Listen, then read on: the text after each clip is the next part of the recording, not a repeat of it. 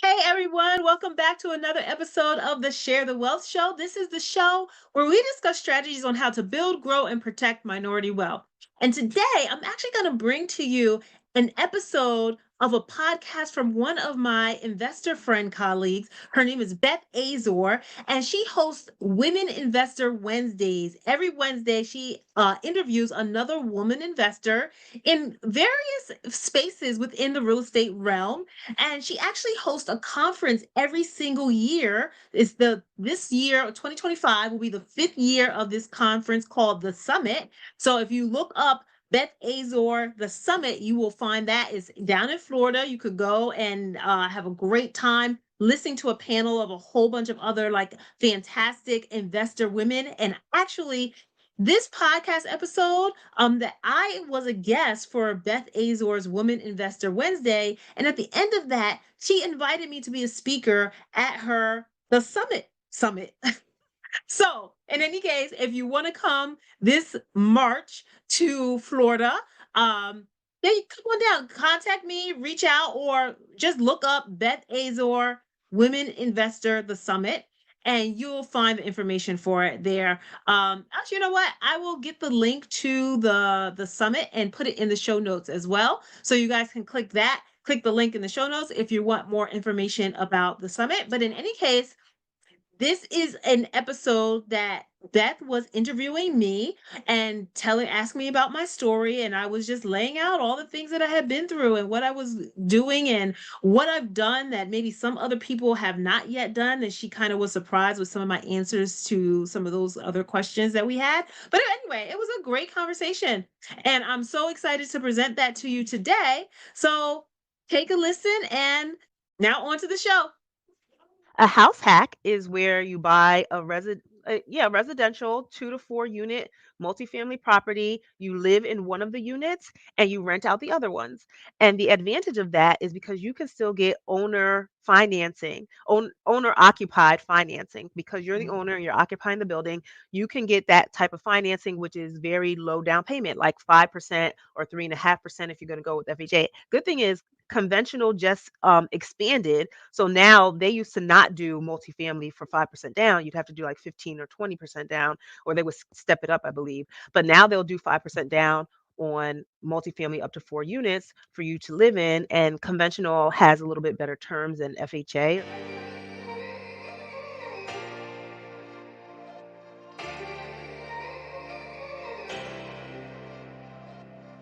Welcome to the Share the Wealth Show, where minority professionals can learn to escape the racial wealth gap and catapult themselves into abundance. Your host, Nicole Pendergrass, grew her net worth from being negative to multiple six figures.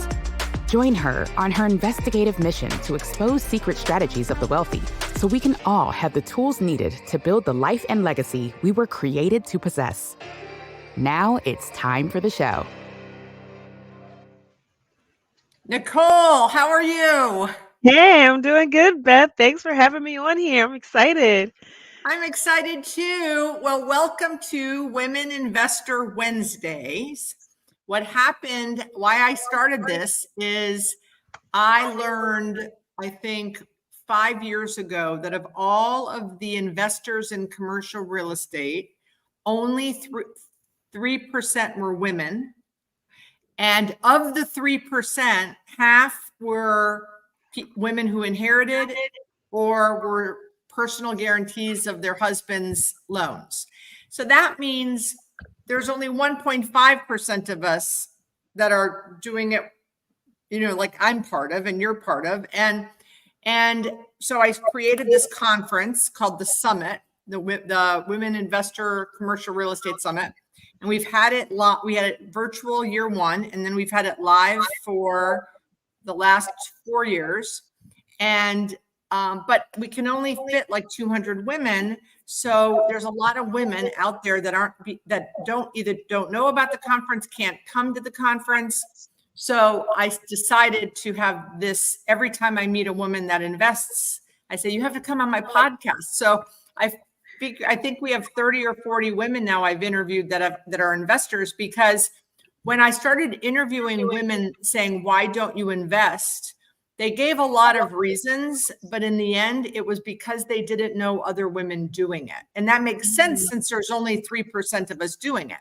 So I felt that the conference and the podcast would help give platforms for women like us to get the word out, like, hello, there are women out there doing it.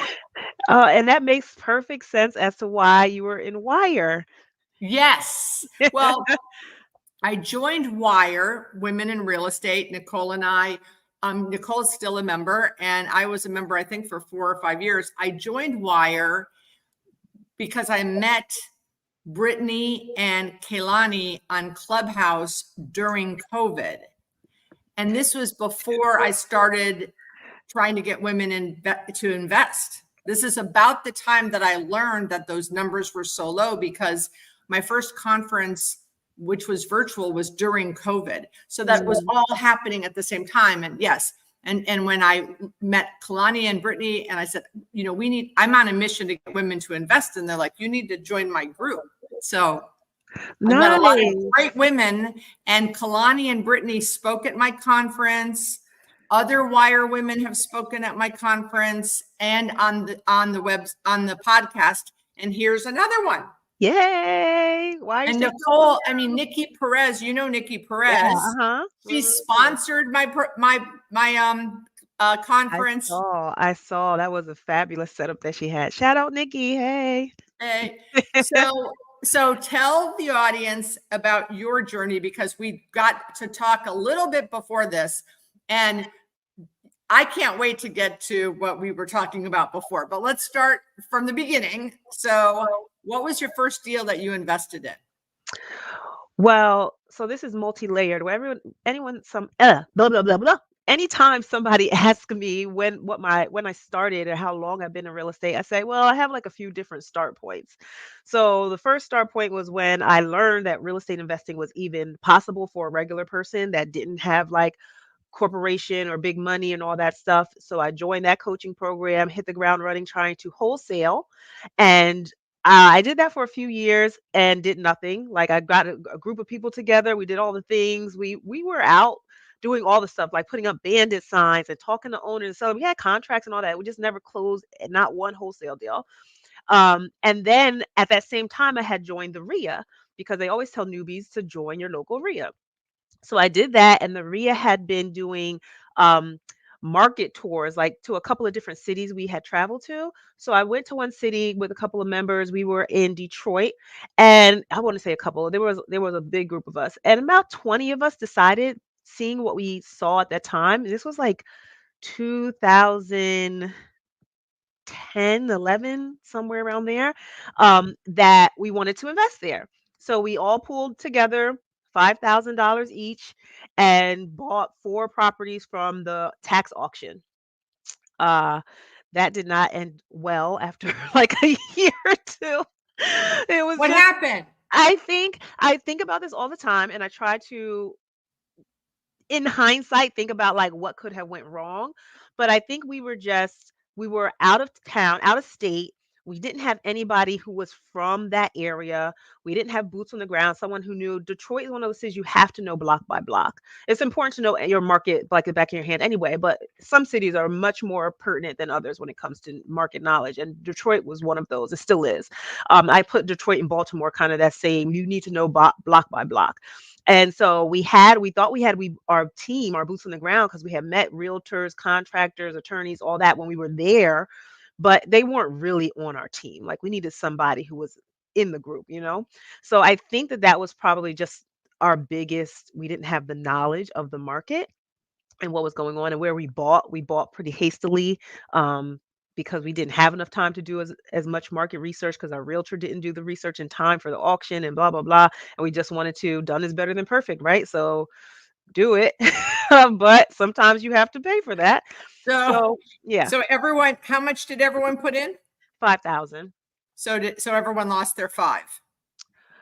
Yeah, I think by the end of it, yeah, I don't think I got. Well, I could have might been have got our worse. money back. Yeah, It could have been worse, right? yeah, definitely could have been worse. I've experienced worse. But yeah, so that was basically my first investment, but that was a group investment. It was 20 of us. I was on one of the ACT team, like the management team and all that we had. They had voted for us, a couple of people to be on that. So I was on that. So I did have some decision making abilities, but I wasn't really head honcho there. So my first real solo investment was a 3-family house hack. Tell the audience what a house hack is. Looking to build wealth with real estate? Are you all tapped out on YouTube University and ready to get help tailored to your specific situation and goals? Have you always known that you are a little different from the crowd, that you never liked following the status quo, and that you're just tired of living in mediocrity? You want to build wealth on your own terms outside of Wall Street?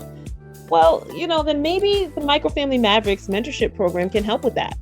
It's a community where I handhold you through the process of buying your first small commercial multifamily building, because not everyone is ready for 100 units out the gate. Why multifamily? Because it gives your rental income a hedge against vacancy. Imagine what happens when your single family rental tenant leaves, right? And why commercial 5+ units?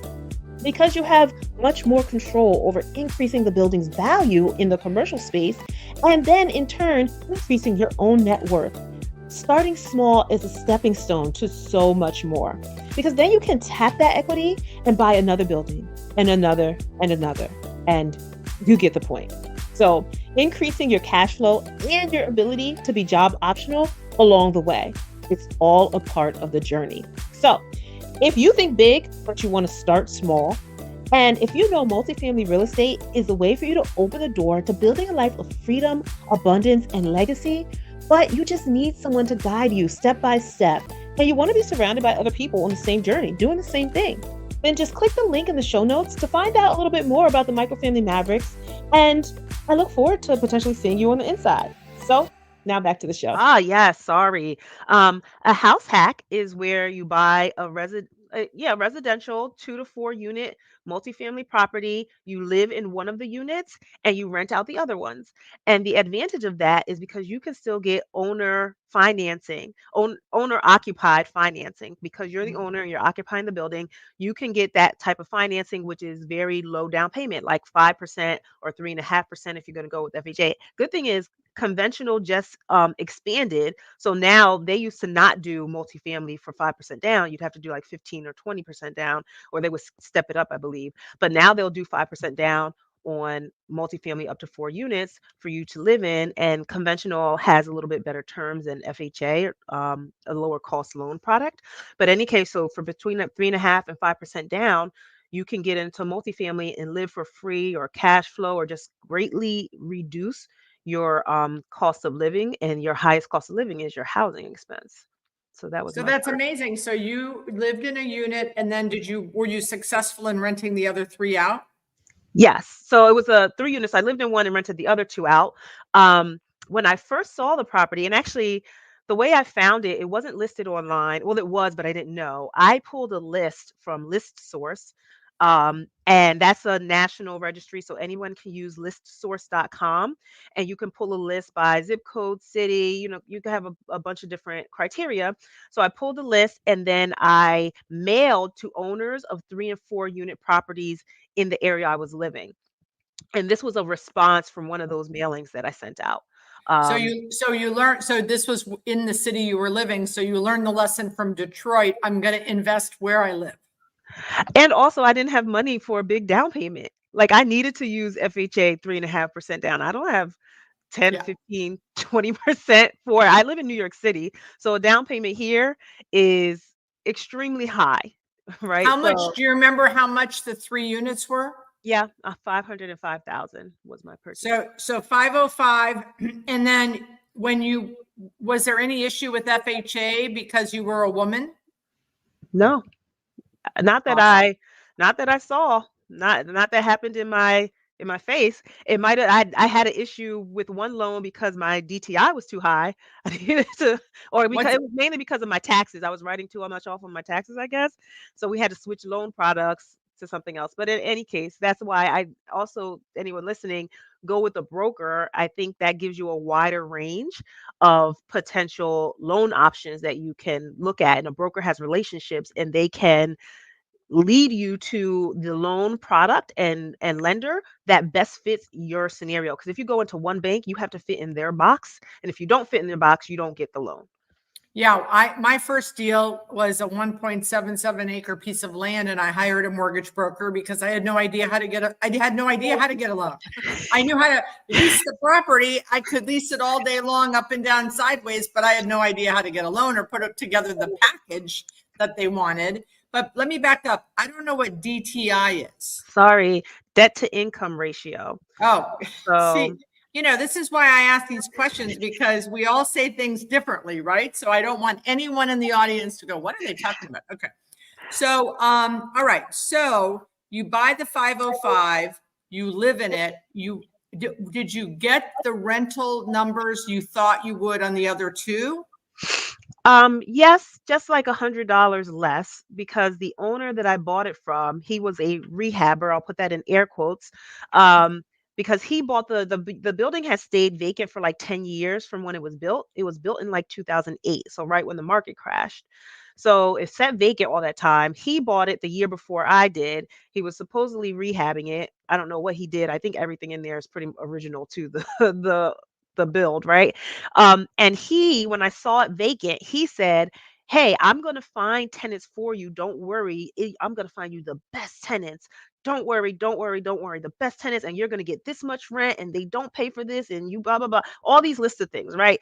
I get to the closing table. He doesn't even come to the closing. He sends his person. And that's when I got all the documentation I was supposed to get before they moved in. He let them move in before before I was approved anything. And I wasn't going to not close. This is my first big building. I'm not going to not close. So I go to closing. I get the lease packets and all the stuff, and I realized he told me he was going to rent them for 1,800 each, and he rented them for 1,700 each, and he put them on 2-year leases instead of 1-year leases. So out the gate, I got stuck with that. And also he told me that they pay for their own water, which they don't, because I made this whole nice intro landlord letter introducing myself to the tenants, and I want to have a good rapport. And I did that, and they're looking at me like, "We don't pay for water. He didn't tell us." So it started off already with adversity. It was fun. It was very fun. I'm not discouraging anybody from not investing. There's so many more benefits on the other side of that. You just have Absolutely. to So get do you it. still live there or no? No, I moved 4 years ago, 4 to 5 years ago. But So I do still you own it. still own it? Yes. So it's all rented now with 3 new tenants you put in. Yes. Oh yeah, we have multiple iterations of tenants since then. What Yes. is the rent that you're getting now? I have a 2 bedroom and 2 3 bedrooms. So the 2 bedroom is 2,200. Um, the 2 3 bedrooms, I'm getting like 28, 29 for one, and around 3,000 for the other. So it sounds like, did you refi it when you moved out? Did you I have to did refi. I did refi. I refied with my crystal ball into a first position HELOC. If anyone, HELOC is a home equity line of credit. Normally, a home equity line of credit is second position after your main mortgage. If you have any equity, you can take the extra equity as a HELOC, and that's normally on the back end. So it's secondary to the first mortgage. So I refinanced the whole thing into a first position mortgage because there's this strategy that, if you use it like a bank account, you pay it off faster, just put your whole paycheck in there, you could pay off your mortgage in like 10 years instead of 30. That's not why I got it anyway. I just wanted access to my money. I did not like the fact that when I pay into my principal, I couldn't get that money back unless I refied. So I thought this was my workaround, because I knew I wanted to invest more. And so I figured if I do this, I never know what kind of opportunities. So I can pay on the principal whenever I want, but I could always just have access to get it back. And that was in 2019 when I refinanced. And then a couple years ago, the Fed started raising rates. it? And So did you have a variable yes, rate? yes, Yeah, I have a variable rate. that's okay. I have a variable We rate. I had a couple, and I've been doing it a lot longer than you. So It works out. It works out. Everything works out. But so my mortgage, my interest only payment has basically doubled since a little bit more than doubled since 2019, or even just from last year is about doubled. Um, the good thing is that the rents from the new tenants that I have still cover the debt service and all my expenses and the amount of money, because I do take money out of it to subsidize my rent because I'm renting now, and I use that to subsidize my rent, and I'm still normally every month for all these years been able to take the same amount of money out to subsidize my rent. So So it's a it so it's still a works out. success, and it's appreciating, Oh yes, definitely. and you get depreciation and deductions. Yes, So yes, do you have any definitely. plans on selling it, or are you going to hold on to it? I tried to sell it in 20, was it 23 or 22? Um, I don't remember what year, but I tried to sell it, and then I got an offer, and then the people who the buyers kept playing games and kicking the can down the road and wanting this done, or oh, we need to fix this on the contract, or we need to do that, or can you take less down as a down payment, and all these just different games. And I was trying to actually use that capital to invest in like two other projects. So I was so flustered and stressed, and I was just like, oh my God, they need to hurry up because they're ruining my opportunity to invest in other things. I wanted to get out of the landlord. I wanted to take my landlord hat off and just invest in other things and be asset management and not have to deal with actually dealing with tenants on a day-to-day basis. So we ended up at the end of the day, I canceled contract on them within my rights because I poured over that contract and they had violated in so many different ways. I got their earnest money, but it was only like 20,000. It should have been closer to 100, but because they said they were buying cash, we're going to close in 2 weeks. Will you take 20 down? I say, if we're closing in 2 weeks, yes, I'll take 20 because it doesn't matter. In 2 weeks, I'll have the rest. But then we didn't close in 2 weeks. It was like months and months later. So, and they actually made me get rid of all my tenants. I was fighting for them because they were good tenants and they paid on time. But they said at the end of the day, they wanted it to be delivered vacant. And so I got it delivered vacant. I actually paid my tenants their moving fees, their realtor fees in New York City. You get a broker. Most of the time, brokers help you find new apartments, and that charges like 1 month's rent. So I was paying for that for my tenants because I was making them move. Like, you know what I mean? I felt bad because they were good tenants. So Yeah. I was already out of money for making them move. And each month that they didn't close, I was not getting any income. So all of that monthly income that I was going to get from the tenants, they had agreed they were supposed to add it onto the purchase price and pay that all back to me at close. Then I had to cancel contract because they were playing games and I only got the 20K. But in any case, I got new tenants using a vouchers from tenants that I got from a homeless shelter. So it was something that I wanted to do to give back and actually help a community that was really in need. So I've been working with the city. They're in a program called City FEPS, which is New York City's version of Section 8. New York City still sucks, but my tenants are good. So Well, and think about, you just, that whole story is just a master class in and of itself, oh, right? You got a definitely. PhD right there. Yes, I Like definitely did. like no one's ever doing that again with you. No. That no, Okay. no, no, no. Anytime I get yellow letters or whatever else, like, cold mail, and they're like, we close fast, we close all cash. And I'm like, all cash my ASS. You Yeah. can't get me with that. That doesn't, I don't Yeah. know how anybody would ever convince me that they could close in all cash. I would always just think you're BSing or you're not going Yeah. to do it. So I don't know. Okay. So then tell me about the next deal. So the next deal after that was I also refinanced. That was also during the time of all the new regulations with COVID had happened, and so they were letting you take out money from your retirement accounts up to 100K without paying any prepayment penalty. Mhm. So I had, I think, probably like 50 or 60 in there, between my contribution and my employer's match, the 3% match. And I've just been doing that, just 3% from my own paycheck for a few years. I wasn't even thinking about it. When I looked and saw how much I had, I was like, oh, they actually let me, I thought they were only going to let me take out the portion that I contributed to it, but they actually let me take out the employer's contribution to it too. So I took out the whole 50, 60K, and I used that. I opened up a bank on yourself life insurance policy, which we can talk about that later, but I won't go into it right now. And then when I funded it with that money, then I took a loan from myself and used that as a down payment on a 6 unit. And the 6 unit was my first commercial building. Wow. And how much was that?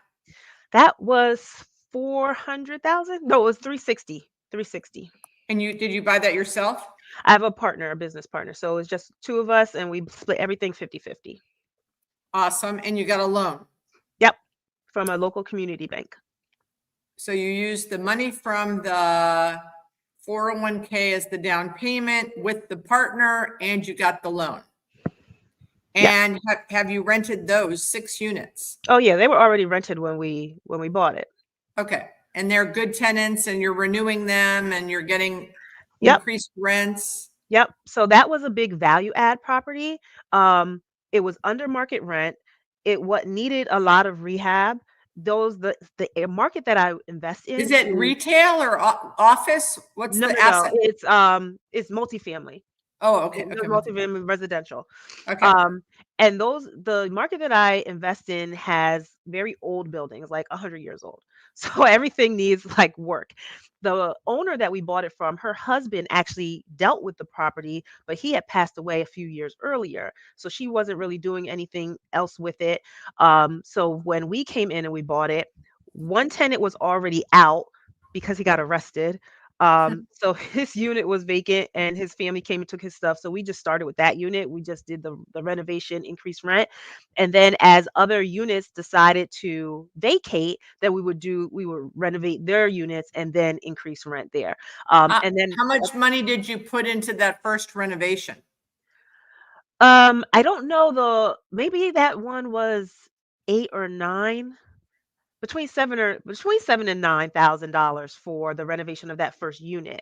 I know total with all the units, once we had done everything, I think we had like 75, 80 that we had put in. And there's still 2 units that we haven't done yet because those tenants always wanted to stay. So we just went in and did whatever updates or upgrades that they needed, quick fixes.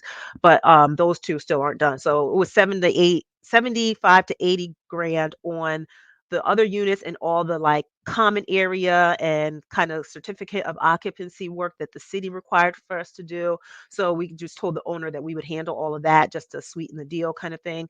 And now that property is running really well. It gives us probably like 3 to 4 thousand, sometimes not even 5. No, I don't think 5. 3 to 4 thousand of cash flow a month now. That's amazing. Yeah. So Yeah. you mentioned that you are at work or that so do you have a full-time job besides everything you do with this? Oh yeah. You see, if you guys, I work in a hospital. If you see like, oh, I'm pointing the wrong way. I can't get this. You see the hand sanitizer. There's a clinic room on this side. I'm still confusing the thing. And I have 2 young kids at home, a 4-year-old and a 6-year-old. So it's very, very busy. But you're able to do it. Cause that's, one of the things is I can't do it. My kids are too small, or I can't do it until I retire because I have a full-time job. I mean, there's always like can'ts and reasons why. There is never a perfect time to get started. It's just imperative that you start. When I refinanced my 3 unit, I knew it was because I wanted to scale. I knew that this 3 unit was not supposed to be where I stopped. I was also, by time I joined, that was like in the spring that I refinanced. By time I was looking for a multifamily mentor because I want to scale into the commercial side. And by time I picked the mentor, it was probably like the fall, October, November, and I was 8 months pregnant. So tell me you don't have time. Well, that was my second child. And so I thought, oh, I know how babies do. They just, this is going to be good. She's just going to be a newborn and I can just do all the things I need to do. And like, it'll be easy because I'll just be dealing with the toddler. I don't have to really deal with her as much because you just forget, after you have a kid. I'm here as a testament. I have been on calls with you with a baby and a toddler running. I've seen. Yes. Yeah. Okay, I do want to talk about, and so we're getting great comments. So love it. Love this and hearing different ideas for investing. Did you have an easier time getting a loan with the tenants in place? Linda's asking. On that last deal, did you have an easier time getting the loan on the 6 unit because you already had tenants? Um, I don't know if it's easier. And I think that's a hard question because lenders who lend on commercial property, they'll look at what the potential rent or what the rent comps are in the area. So they'll know what it can rent for and they'll know that market if it's going to rent up easy and that kind of thing. So that's really where they'll help you with evaluating that market. Even when I bought my three family, it was vacant when I first bought it, but when I first looked at it, but it wasn't vacant when I bought it. So I don't know. Yeah. Okay. Yeah, So I don't think it's easier. I I don't think want to talk about your syndications because I thought that was fascinating what we said before we started. And I do want you to go back and talk about the bank on your own life insurance because I also know about that concept. I've never used it, but I know people that have used it and we've never talked about that on the podcast. Are you enjoying this episode? Then stop what you're doing right now. Head over to Apple Podcasts and leave us a rating and review. It really helps our show get pushed to more people who are looking for the information that we're sharing here. We have to share the wealth. If you listen to us on YouTube, make sure you like the episode that you're listening to right now and subscribe to our channel. Then share the channel with somebody else. There are people out there looking for the information you're listening to right now. So make sure you share it with someone who you know needs it. Now, back to the show. Mm. So let's, and then the last thing, because we usually start closing out, but you do have time to stay another 10 minutes? Oh yeah, I have plenty of time. Okay. Because I also want to talk about, you've mentioned coaching, you've mentioned mentors, you've mentioned masterminds. And a lot of times this audience doesn't understand or know about all of that either. And how important I've been in multiple masterminds. I've had coaches. I've hired coaches for all kinds of different things. So which of those three do you want to start with those will be the last three things I'll bug you about. Okay, so let me just say I'll go with the life insurance, the life on your bank on yourself policy. So the first thing I read a book. I was when I refinanced the 3 unit, I was looking up, I literally Googled what do the wealthy people invest in? That's what I put into Google. And I was like just going from there down the rabbit hole. And I came across this book. Um, it was called Heads I Win, Tails You Lose. I think it's Patrick Donahue.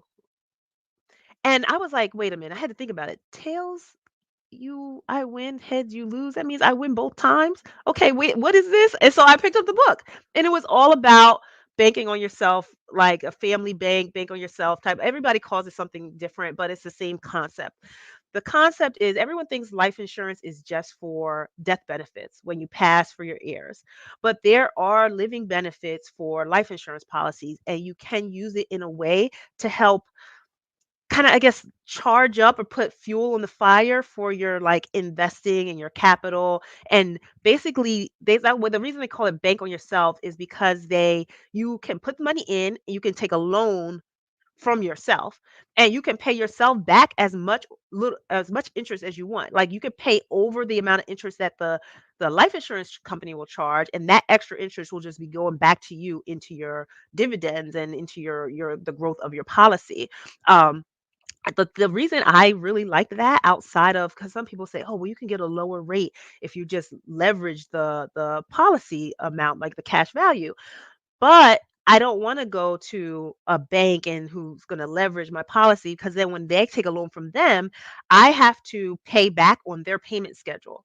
When you take a loan from yourself, from the life insurance policy, you pay it back whenever you want. So Or you don't. let's walk this through. You call, who do you call to buy the policy and what do you say to that person?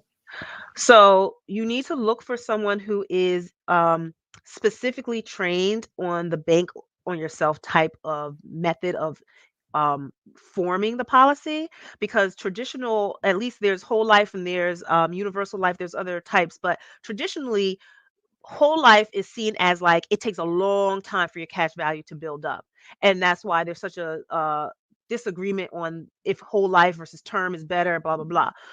But with this type of policy, your cash value is like that. but it's because they decrease the death benefit a little bit and increase the contributions to the cash part of the Do policy. you have to put, how much do you open the what does it cost to buy the policy? Just depends on how much you want, how much So death benefit or how much of a policy that you want. I started mine. Sometimes there is a minimum where it makes sense. I think if your policy is like 300 a month to 500 a month, it makes sense there.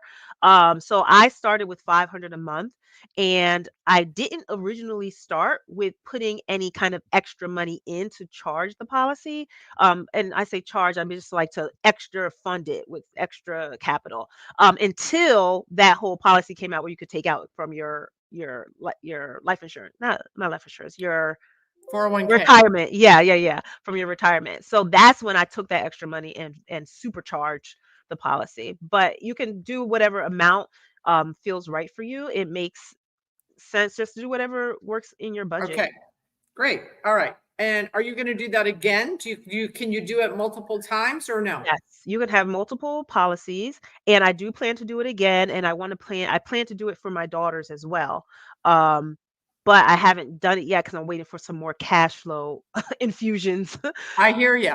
Okay, Um, now, so we talked earlier, and she goes, and Nicole said, I said, how many properties do you have? She goes, well, I have 5, but I only count 3. I go, well, why do you only count 3? And she goes, well, because I syndicated 2 and I own a little piece. And I said, oh, you mean blades of grass? And she goes, what does that mean? I go, we all own properties where we own blades of grass on the properties. literally like my one kids blade in the lawn. my kids used to go to school, one of them, and my oldest and my youngest. And one day my oldest came home and he goes, Mom, Mario's telling everyone that you own all the shopping centers across the street from the school. And I had to sit them down at dinner that night and go, we own blades of grass. There's a lender, I have partners, we're not got rocks here. Oh my gosh. So, okay.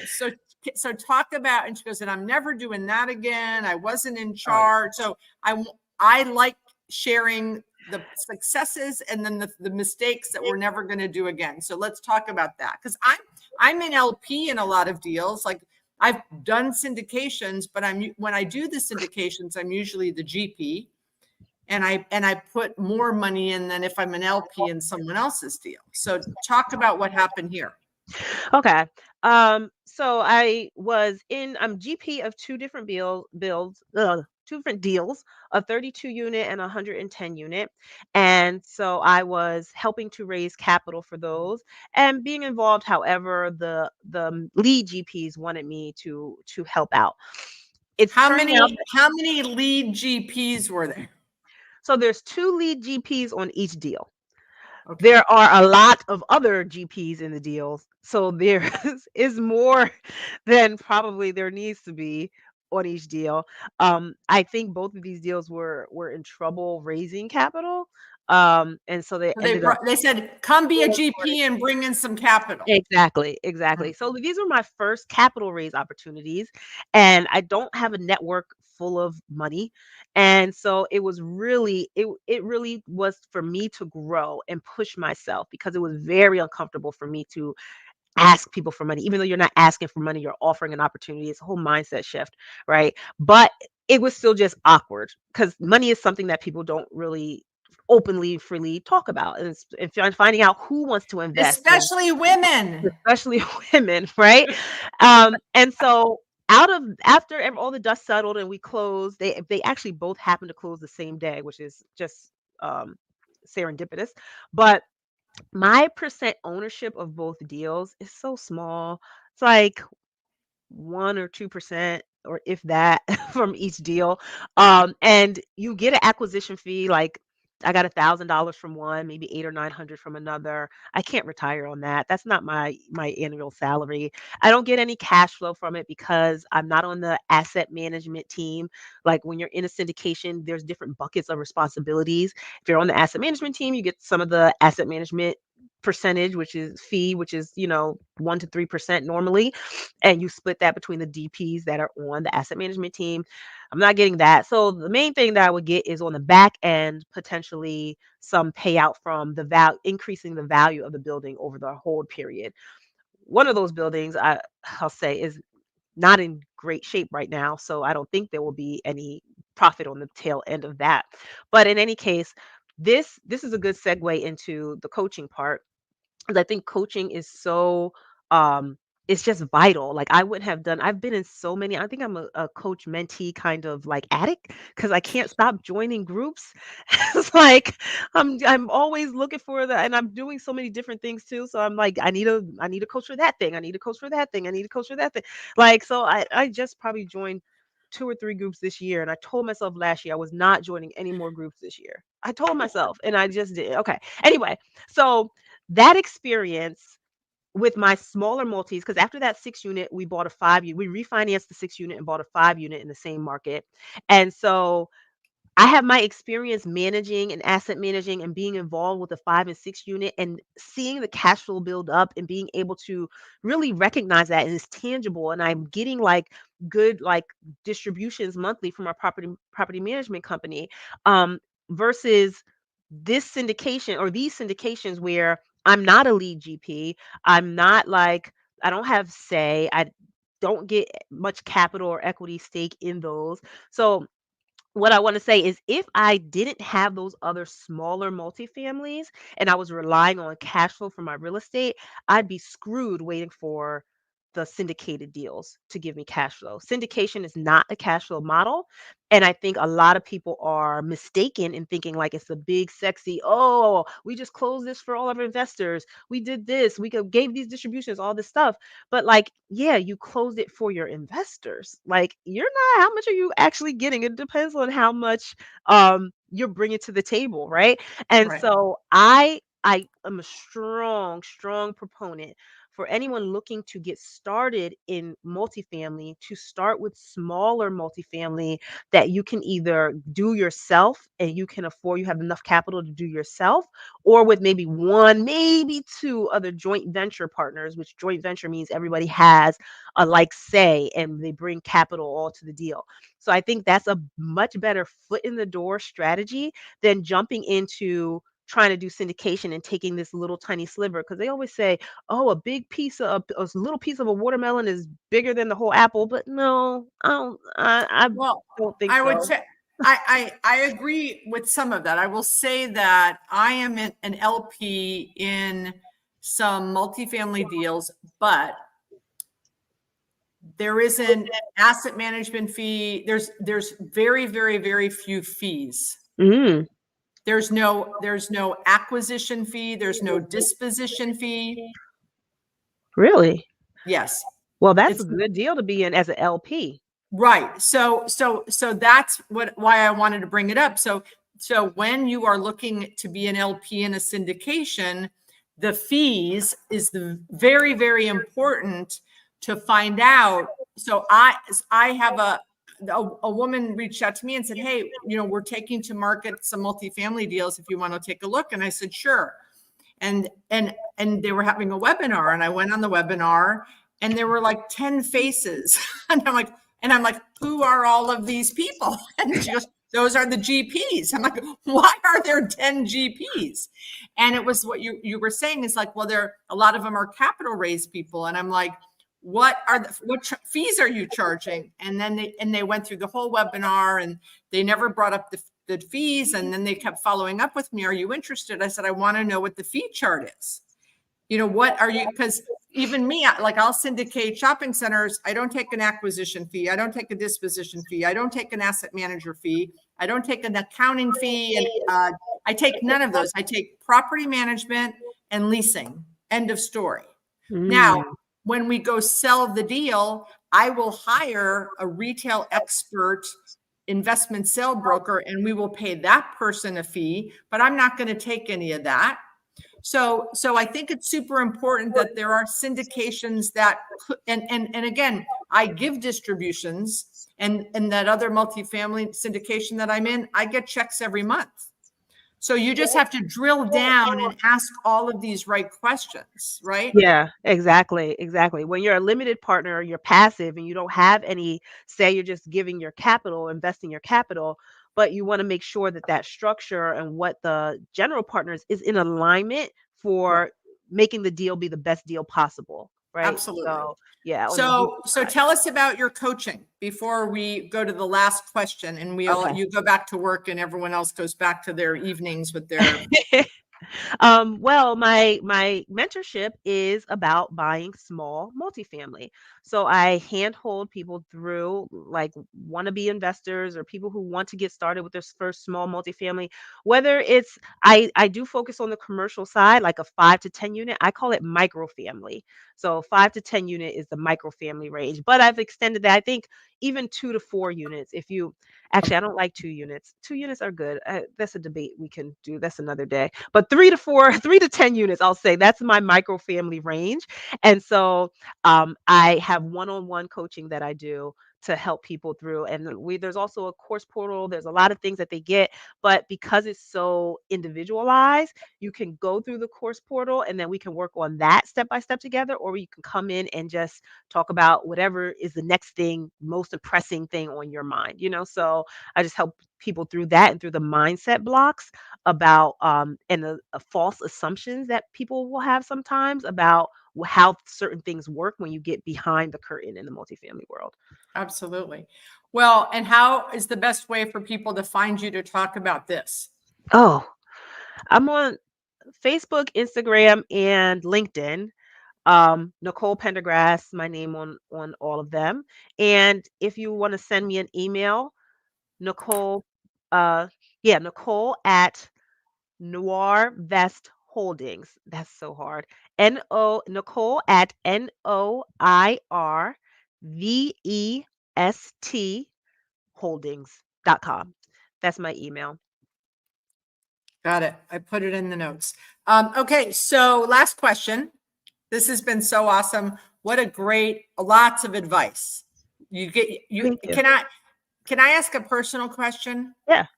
You can say no. How old are you? 41. Okay. So it's so important because again,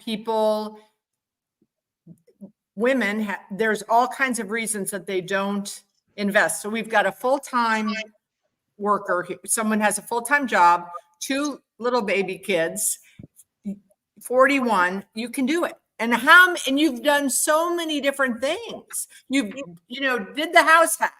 Then you did the tax thing in Detroit. You did the syndication. You've done the 5 and the 6 units. You've done the life insurance thing. I love it. Yeah. You guys, I'm 63. Think of where you're going to be when you're 63. You're going to be ruling the world in New York City. I also have a podcast too, fellow podcaster. So I do that as well. All right. So what's the best or number one piece of advice for someone that has not tipped their toe in, but is dying to do so and has a little money saved up?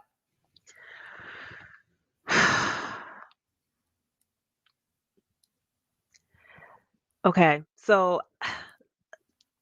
I want to say talk to potential mentors or coaches, find a community, find someone, even if it's a free Facebook group or something. Start getting yourself around people who also want to invest or also are investing so you can know that what you want to do is possible. You need to see examples around you and surround yourself with examples and not surround yourself just with like the people who know you who say you're crazy or you're taking a risk. Yes, that's phenomenal advice, because when you talk to your peers who are not doing it, they definitely tell you you're crazy, right? Mm-hmm. So they can look into the Wire group if it's women, right? Women Wire, women in real estate. Wire has some men in it too. What? Yeah. A sprinkle. Yeah, we have some great men in there. And then I've never been to a RIA group. Is it good? Yeah, and I guess I've only been to the one in New York City, like the official from the National Association of Realtors, like that one. There's a lot of groups that call themselves RIA that are not associated with the national RIA. So I don't know if it really matters as long as you're in a group that's talking about real estate. But they are really good and they are mainly geared towards people who are newer in investing. Right. Yeah, we had a woman that spoke a few months ago, and she could not find a group, so she started her own group, and it's like every Tuesday night or something in South Florida, and it's on my calendar every week, and I've just never been able to go up there to do it, but I'm going to go to her group. But she started a group, and she started inviting people, and she said in the beginning there were like 3 or 4 people, but now she's got like 30 regulars. And it's really helpful to be around people, even if they're just starting too, because our friends and family tend to go, "What are you doing?" Yeah. Right? Yeah, they do. Yep. So you need to be surrounded with people who are like-minded. Um, and use that as your momentum to know that you can do this and to see other people and examples of people who are doing what you want to do so you know that it is possible. Yeah, everyone comes from their own background, has their own resources, has their own starting points. So it's really important to try to look at people ahead of you with inspiration and not let that deter you. So read On the that book The note, Gap in the Gain. That's yeah, a great book with that. great book, great book, great book. Nicole, it's been such a pleasure. I'm so glad we got to see each other again, and I'm so Yeah. happy you were on the podcast. What a wealth of information. Thank you Thank so much. you. Thank you so much for having me. I really enjoyed this. Thank Bye. you. Talk to you soon. Okay. Bye-bye. Did you love this episode of Share the Wealth Show? Be sure to connect with Nicole by following her on LinkedIn, Instagram, or Facebook. If you picked up any of the gems that were dropped by today's guest, make sure you not only put them in your bag, but if you know of someone who would benefit from this information, don't keep it to yourself. Share the wealth and make sure to leave us a rating and review. We'll see you for next week's episode. Subscribe so you'll be notified.